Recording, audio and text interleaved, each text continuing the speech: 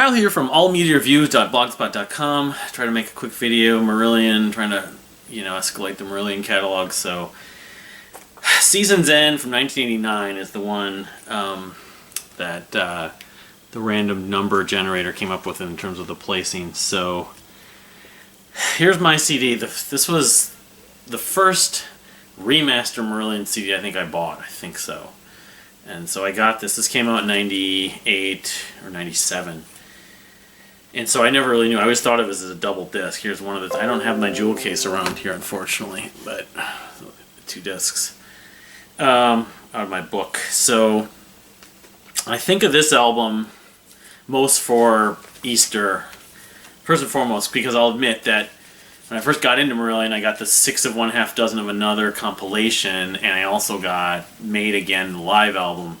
And then also to go on top of that, not that long after that, Easter was played, was on those, of course, and then it was played on the 5 Years in a Lifetime? Yeah, videotape from Dream Theater when John Petrucci and probably Portnoy joined Steve Rothery and Steve Hogarth at the Ryan Scott Jazz Club. So Easter, yeah, I mean, it was the biggest thing, obviously, about this record is it was the first album, 89, without Fish, the lead singer, and with Steve Hogarth, their new lead singer, and was Hogarth gonna be accepted?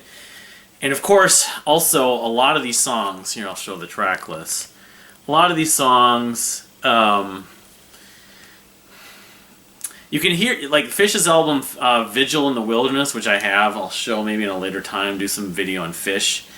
A lot of the songs on here sounded like songs, all the songs on that album sounded like from songs on here. A lot of the arrangements were similar.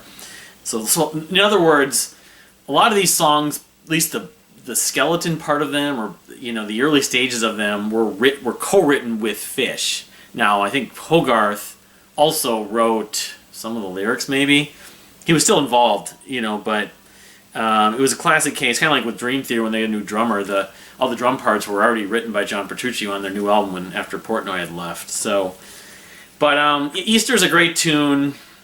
I went with Kaylee. It was like the first sort of favorite catchy, accessible song from Marillion, and then Easter. And then I kind of grew to almost prefer Easter. And I'm on the fence. Both those songs have held up. Both those songs are memorable, inspiring. I have a ton of nostalgia for.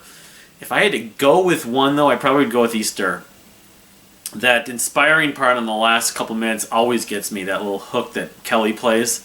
I think Mark Kelly. Down, down, down, down, down, down, down, down, down, down. What would you do?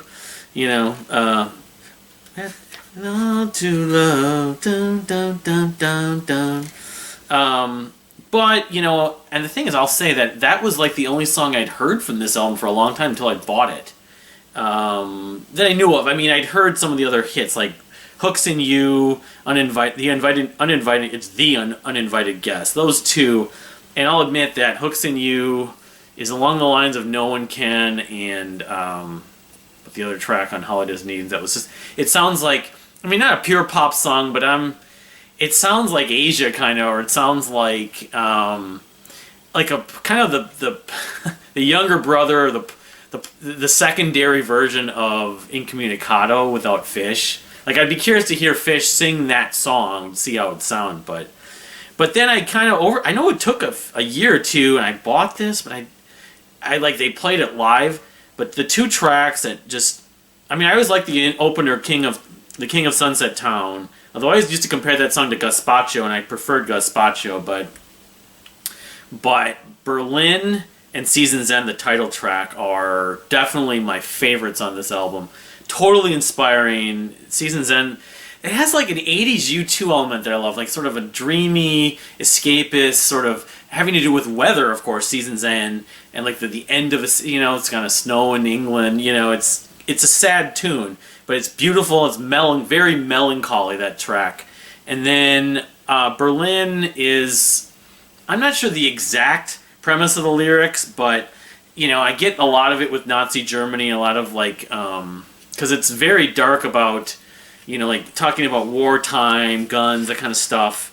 But I love the lyrical sort of phrasing that that Hogarth uses in that song, talking about the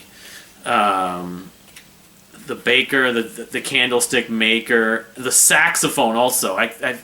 That's probably my favorite. Although there's about 3 or 4 movements in Berlin, the saxophone part totally adds to it. It sounds like 80s, like all these other bands that use saxophone, like Hall & Oates or Mike and the Mechanic, not Mike and the Mechanics, Men at Work, or you name it. There were tons of bands that used saxophone so well in the 80s. And that wasn't the only period of time.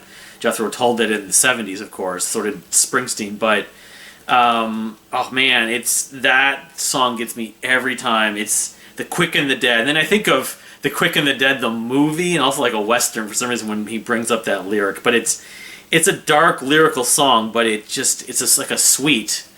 And then I'll say The Space was another song I had actually heard before I'd heard some of those other songs on the album, because that was also on Made Again.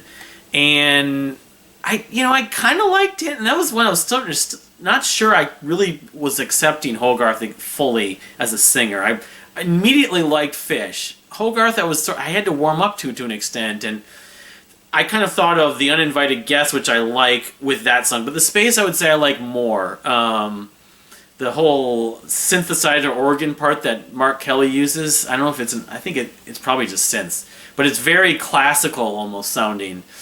And then sort of the second half of it where Hogarth does everybody's in the whole of the world laughs and cries, and it mentions in the lyrics a car crash, so it's kind of referencing someone's like perspective after a car crash, or it was a huge incident, a very violent incident that happened that they can't forget, and it's almost like they were transported in time and space after that whole experience. Maybe it's someone who's died. I'm not sure. I've never read the sort of inspiration behind the Space. But then I'll say that there's a few bonus tracks I like a lot. Well, also Holloway Girl is decent. I mean, I've always kind of liked but not loved it. It's got a nice sort of chorus to it. But The Bell in the Sea and The Release. The Release is really catchy. And then After You, which it's weird, on this version I've got here, doesn't have, is it After Me? I think it's After Me, rather. It's not on here.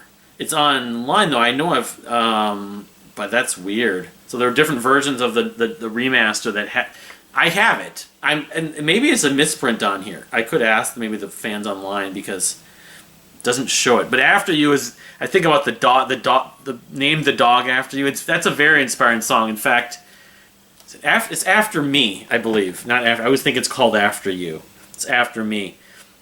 I would say after Berlin and the title track and Easter, I guess. After Me would be my 4th favorite on this album. But like getting back to the second disc bonus tracks, The Bell in the Sea and The Release are they're both really good. The Bell in the Sea is kind of dreamy, but the demos and stuff I haven't spent enough time with recently. I didn't get to listen to this whole thing today. But then again, I'll show my vinyl, and then this doesn't have After Me either. So that's what I was thinking. I wonder why on Spotify they list After Me in the standard track list. It's right after the 7th track, right after Berlin. I don't know. It's a bonus track too, and among the 3, it's the best of the 3. Although I like all 3 of those sort of unreleased bonus tracks. But I believe this is a first pressing of the vinyl. It's in decent shape, so it's kind of significant. So yeah, 89. So they probably released a double that had some of these extra tracks. That had After Me, and I always think of that with the dog, naming the dog after someone who passed away. Maybe it's very sad, but also sort of a tribute of sorts. But no, Season's End is a great record. Although I'll say this, while I've always really loved it, and it's got those like kind of signature, it was the introduction to Steve Hogarth. It's never been like the beginning to end sort of record that I would put. It's not a 5-star record, so I'm spoiling. It's not where it's going to go in my rankings. It's not a perfect record.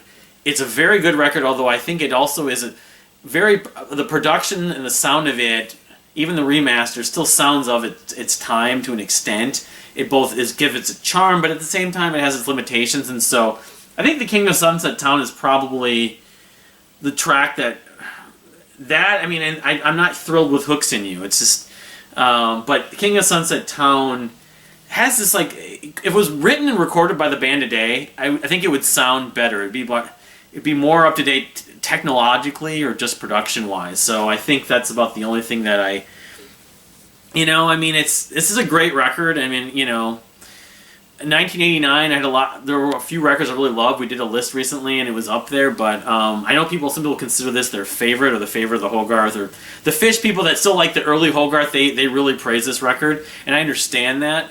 But yeah, I mean, it has its limitations. So anyway, Season's End, a great record from Marillion. I'm gonna do 2 more next week, hopefully, and getting wrapping things up. I got like 9 left, I think. So, and then I'll probably do the ranking video, and then maybe some of the live stuff, and we'll see.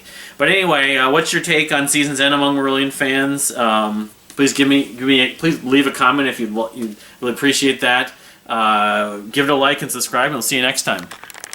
One thing I wanted to also point out, I never really thought about that. I mean, I think I remember seeing people mention it, that I think the artwork here, right there on that corner, the glare, but better to see here. I think this is a reference to, like, Fugazi or one of the Mark Wilkinson cover arts, because this is the first album that they did that didn't have Mark Wilkinson also as the artist. First album without Fish and without Mark Wilkinson, which I think Wilkinson may have worked with Fish and done some of the Fish artwork. So when I do a video on Fish, I'll have to mention that. So anyway, but thank you for watching. We'll see you next time.